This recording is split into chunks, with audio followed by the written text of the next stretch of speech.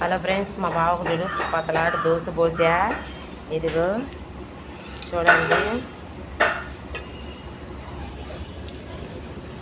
2 దోశలు,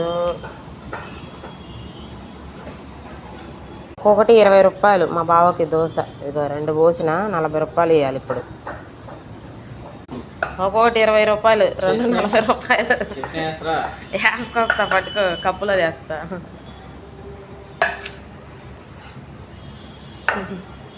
కొబ్బరి చట్నీ, ఆనియన్ పకోడీకి ఉల్లిపాయలు కోస్తా ఉన్నాడు. సూపర్. మా ఛానల్ నచ్చితే లైక్ చేయండి, షేర్ చేయండి, సబ్స్క్రైబ్ చేయండి.